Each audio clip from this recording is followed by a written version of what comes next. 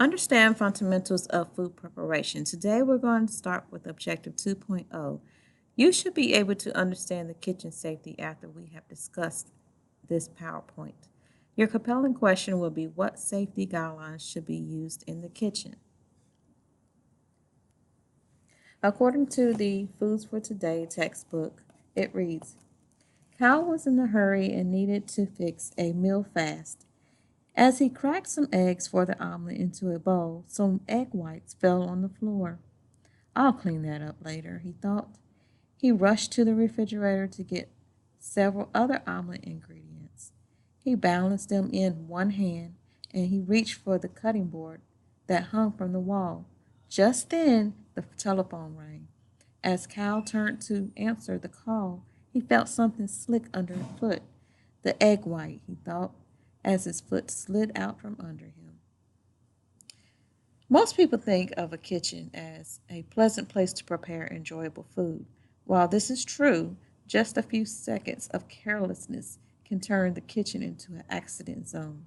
Falls, electrical shocks, cuts, burns, and poisons are all kitchen hazards. And that's what we'll be talking about today. Kitchen accidents and hazards. Kitchen accidents lead to injuries that could be prevented by not taking shortcuts. And what I mean by shortcuts, you are not cleaning your equipment, you're not keeping things safe in your kitchen, you're just doing things to get the time passed fast. Kitchen hazards are conditions that lead to accident injuries, so take precautions and make sure that you follow the general safety guidelines. Those general safety guidelines will help you in the kitchen. There are several types of safety guidelines, and there can be 7 types of kitchen accidents. 7 types of kitchen accidents will be cuts, burns and fires, falls, electrical, chemical poisonings, choking, and clothing and hair. And we're going to discuss all of those in this PowerPoint.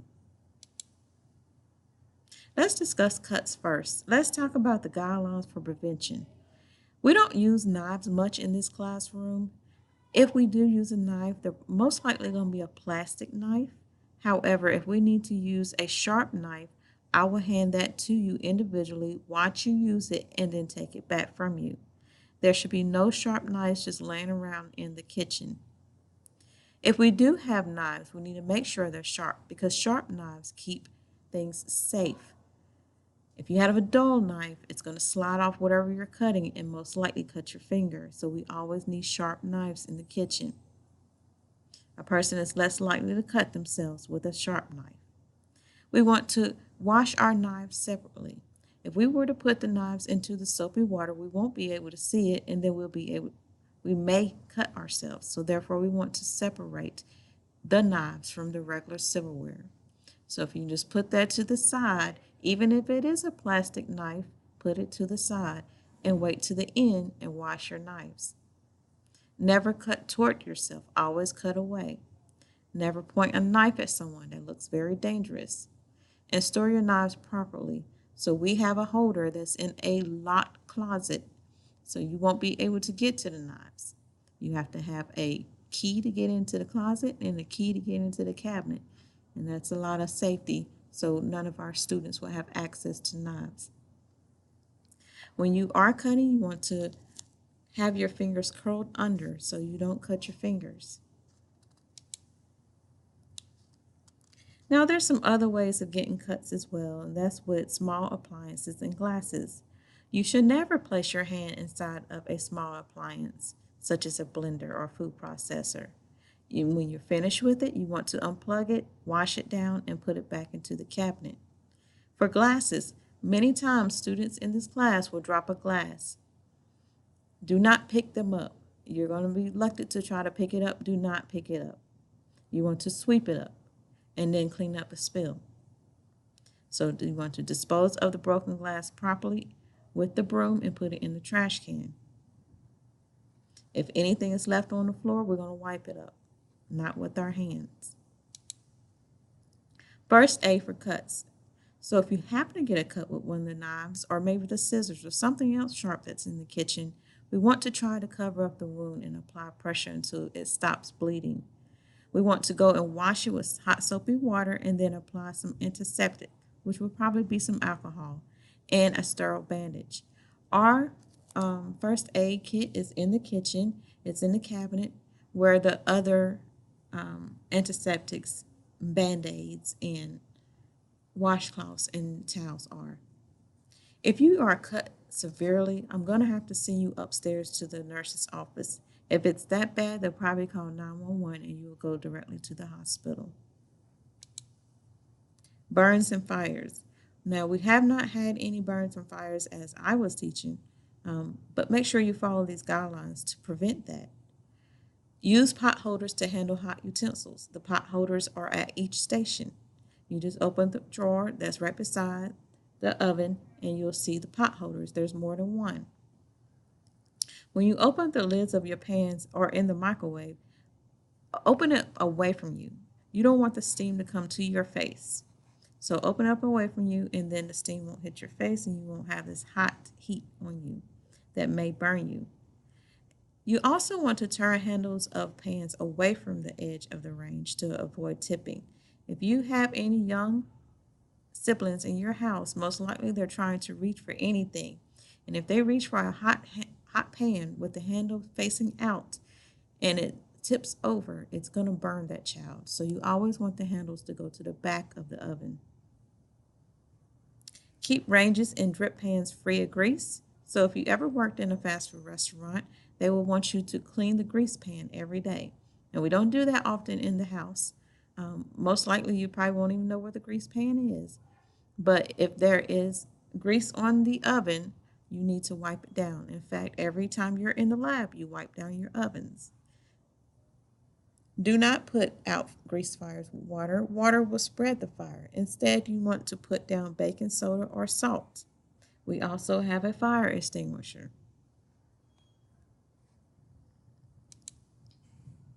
Keep towels away from heat sources. I know at home we can grab a towel and take out the food from the oven, but that's not what we do in class. We use our oven mitts. So you want to take an oven mitt, open up your oven and pull out the rack and then take your item out of the oven. You do the same to put it back in. You don't just grab into the oven. You certainly don't want to put your face in the oven. Extinguish your fires with the fire extinguisher or baking soda. Use water if the fire is not a grease fire and it is a small fire. If we happen to get on fire, we need to stop, drop, and roll. Somebody sees something, they need to scream, fire. So everybody can stop what they're doing.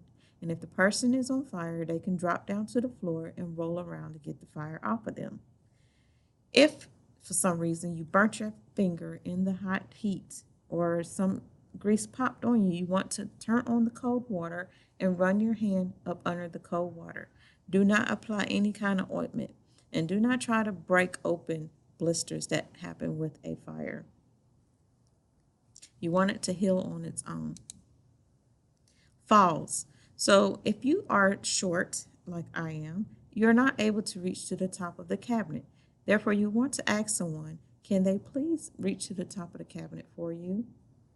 If there's no one tall enough to reach to the top of the cabinet, then you might want to get a step stool or a ladder to reach to the top. You don't want to climb on the cabinets.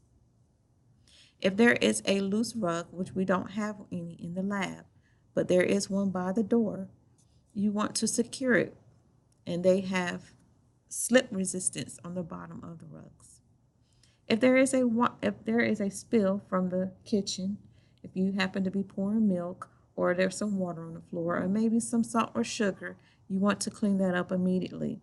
That's what you have your different positions for. If something falls on the floor, there should be a cleanup person. Spray pan. Most people spray their pan so their food don't stick to the pan. However, when you are spraying your pan, you don't want to spray it at the area of the floor. You don't want anybody to come through and slip and fall on the floor. So therefore, you need to spray over a sink or maybe even over the counter, but not over the floor. If someone has fallen, do not move them. I will come over and make sure that they are okay. Um, if it's very severe, we'll take them up to the nurse and they'll check them out there. If it's that bad, they will call 911 and they will go to the hospital. Electrical issues. Avoid working with water and electrical appliances at the same time. So don't submerge your electrical appliances in the water. You want to take a wash rag and wash around it to get all the items out. If it has a plug in it, do not put that item all the way in the water. When you are done with your electrical appliances, you want to unplug the appliance before you wipe it down. If there are frayed cords on it, you need to buy a new appliance. It's old. You can't do anything with it. It will cause an electrical issue later. Do not use damaged appliances and do not overload outlets. If you find an outlet is not working, go to another outlet. If somebody has electrical shock or is electrocuted, do not touch them. If you want to move them, which you should not be moving them, you want to use something wooden, like a stick or the broom. Remove the source of the shock with a non-conductive material, such as plastic or wood. Chemicals. Once in a while, some people might drink something that they're not supposed to be drinking because they didn't read the label. You have to pay attention to these bottles. They're starting to kind of look the same.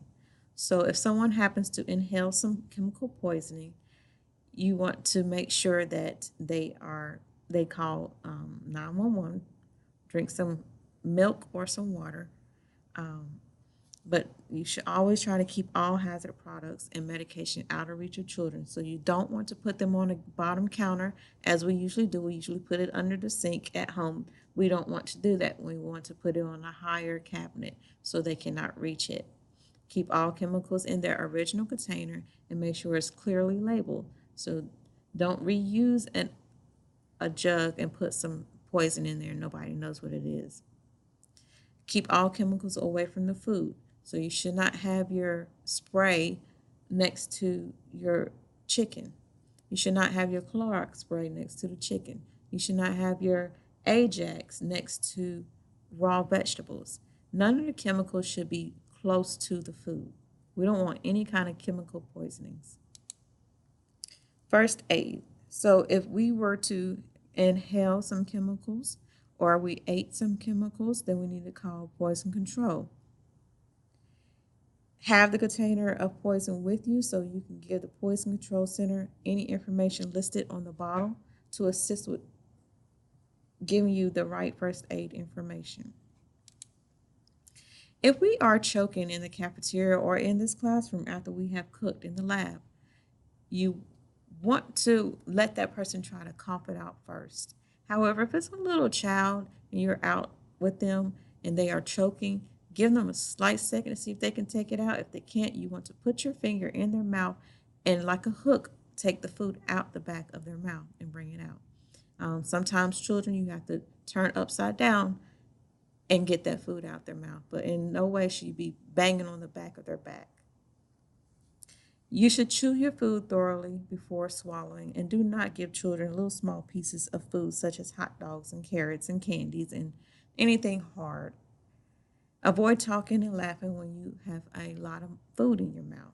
In fact, that is kind of rude to be talking while you have food in your mouth. So chew all your food before you start talking. The abdominal thrust is a procedure used to save choking victims. The abdominal thrust can injure a choking victim if you are banging on the back of their back or you are not doing it correctly. Make sure the victim sees a doctor as soon as possible after the rescue. For your clothing and hair in the kitchen, in the lab, do not wear jewelry. When I say jewelry, I mean the big hoops, long dangling earrings, a whole bunch of jewelry on your fingers. You should only have one ring on each hand. You should have your hair pulled back into a ponytail. Do not use the headbands. That's still hair flowing around. So you want to pull it back in a ponytail when you're in the lab and when you're actually cooking with the food. Also, when you are cooking, you want to Roll up your sleeves. You don't want to have dangling clothes around the stove. And you always want to wear closed-toed shoes. If you don't wear closed-toed shoes, you cannot go into the lab. We don't need anything falling on your feet. If we have some aprons available, then you can wear your aprons to protect your clothes. First aid for safety issues. If jewelry gets caught in a small appliance, try to remove it by cutting the jewelry, not the victim. Try to release people's hair if it got caught in the appliance. You have to ask them before you cut their hair. Some people can't cut their hair, so they might prefer you just to take that piece out of the appliance. Smother the hair with a cloth if it's actually on fire. I hope that you have learned something from this today. Your three words that you should be looking for is the helmet maneuver, CPR, and polarized plugs. Again, we will not be using knives in this classroom. This information was taken from the Foods for Today textbook and also North Carolina DPI.